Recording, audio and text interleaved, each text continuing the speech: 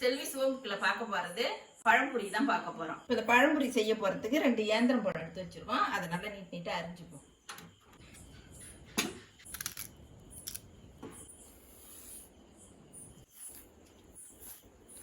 இந்த மாதிரி நல்லா பழுத்த பழமா இருக்கணும், அப்பதான் நல்லா இருக்கும்.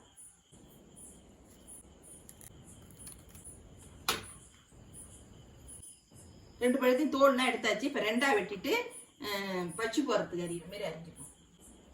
இந்த மாதிரி 2ஆ அரிஞ்சுப்போம்.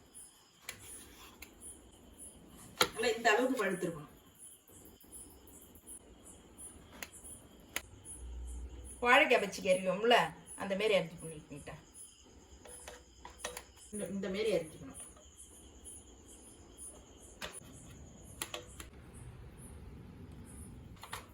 இந்த மாதிரி எல்லாத்தையும் அரிஞ்சிட்டு காமிக்கிறேன். எல்லா பழத்தையுமே நீட்டா அரிஞ்சு வச்சாச்சு. இப்போ மாவு கலக்கிப்போம். 1 கப்பு கோதுமை மாவு எடுத்து வச்சிருக்கேன், அதை போட்டுப்போம். எல்லாரும் மைதா மாவுல தான் செய்வாங்க, நான் கோதுமை மாவுல தான் செய்கிறேன். 2 ஸ்பூன் அரிசி மாவு போட்டுப்போம். இந்த கப்பால 1 கப்பு 2 ஸ்பூன் சீனி எடுத்து வச்சிருக்கேன், அதை போட்டுப்போம். சின்ன ஸ்பூனால 1 ஸ்பூன் சோடா எடுத்து வச்சிருக்கேன், அதை போட்டுப்போம். இந்த ஸ்பூனால 1/4 ஸ்பூன் மஞ்சள் தூள் போட்டுப்போம். ஒரு 1/2 ஸ்பூன் உப்பு போட்டுப்போம். இது இப்போ கலந்து விட்டுப்போம் நல்லா ஒத்தரணையா.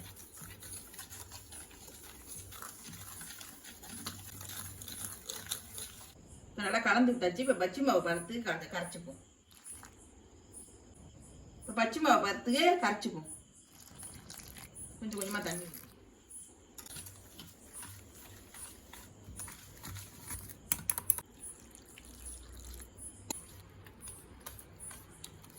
இப்போ பச்சை மாவு வறுத்து கரைச்சாச்சு.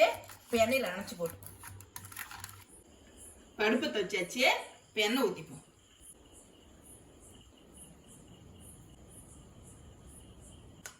எண்ணெய் காய்ச்சிருச்சு. இப்போ பச்சிக்கு நினைக்கிற மாதிரி நினச்சி போட்டுப்போம்.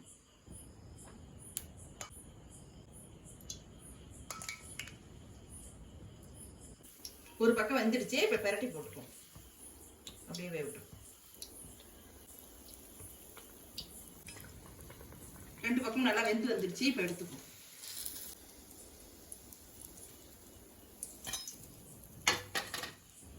இப்போ 2ஆவது நடையை நினச்சி போட்டுப்போம்.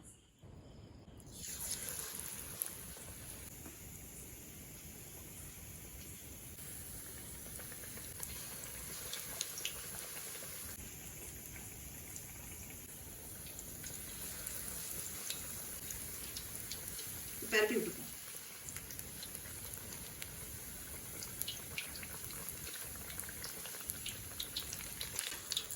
ரெண்டு பக்கம் நல்லா வெந்துடுச்சு. இப்போ எடுத்துப்போம்.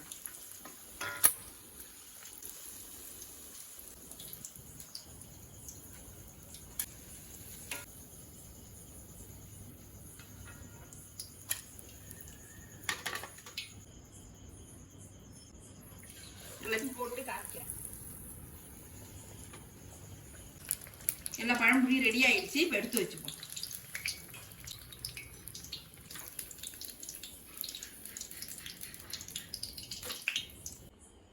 சூப்பரான பழம்பொரி ரெடி ஆயிடுச்சு. இந்த வீடியோ பிடிச்சிருந்தா லைக் பண்ணுங்க, ஷேர் பண்ணுங்க, சப்ஸ்கிரைப் பண்ணுங்க, கமெண்ட் பண்ணுங்க. நன்றி, வணக்கம். நீங்களும் செஞ்சு பாருங்க.